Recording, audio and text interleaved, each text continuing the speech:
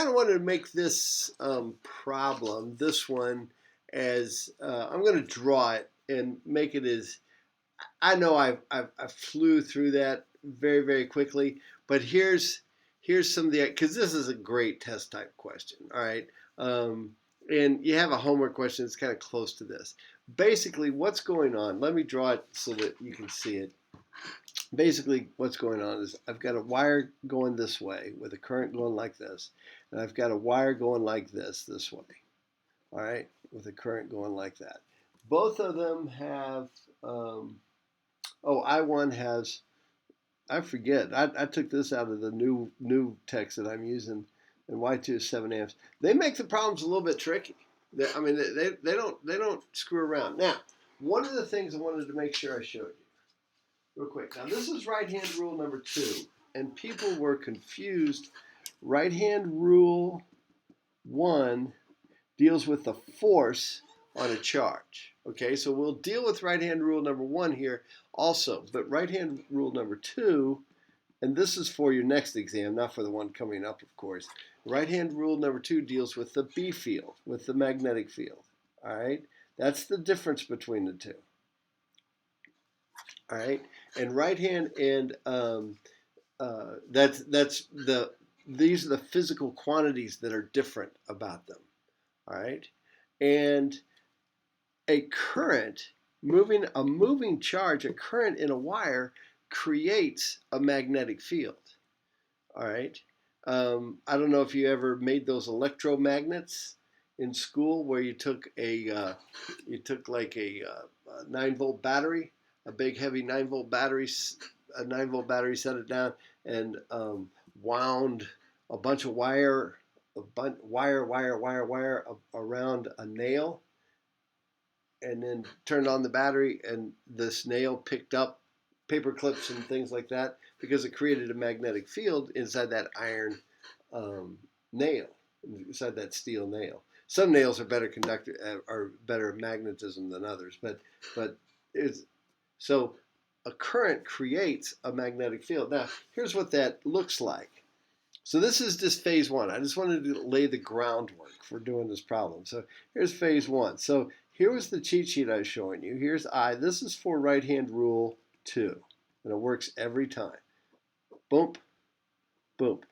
Because we've got the magnetic field is going around this thing. So it's going in here, coming underneath, popping up, popping out here, and then coming up over and around and back down. All right, it looks like this.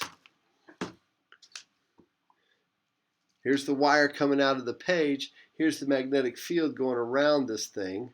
All right, so if the wire's like this, then I've got a magnetic field that rotates into the page here and rotates out of the page here. All right, that's the way it works. So this thing works great. So let's just draw wire 2, and how far apart are they? So 0.065 meters. All right, so they're pretty close together. 0.065 meters. All right, so now here's the deal. I say that a lot. Let's figure out what the B field is that this guy's producing, that I1. I1's B field. The B1 field. All right, the magnetic field that is producing. All right, now for right-hand rule number 2, with a long straight wire, long cool woman in a black dress, it is this way. The B for 1 is equal to mu naught times I1 divided by 2 pi, and then the distance between them. All right? So now let's just draw I2 by itself. So I2 by itself is sitting here, all fat, dumb, and happy, with a current of 7.0 amps going upward. But then look what happens. Looky here. Okay, so this is going, so this B field I1 is going down, so it's getting hit with a field that's coming up out of the page. Here's B1 coming out of the page. Aha!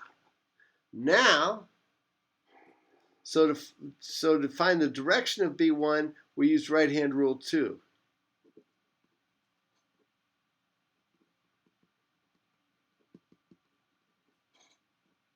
Right-hand rule 2. To find the force that is created by B1, right? And they were nice. They drew the force going this way, which makes sense.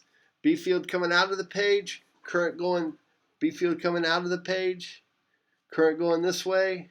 So B field's out, current's going that way. Bang, you got a force going this way. And that force is equal to I2 times the length of the thing times B1. All right? And so then that force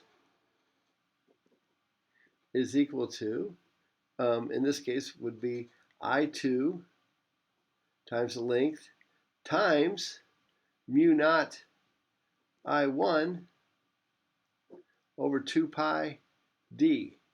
Now, isn't that crazy? So there you go. So you've got the current over here creating the B field here that creates the force here. Whoa, it makes your head hurt. And now you've got all the information you need. So that, and then you do the same thing. You know, lather, rinse, repeat to figure out what the forces are on I1. All right, out here,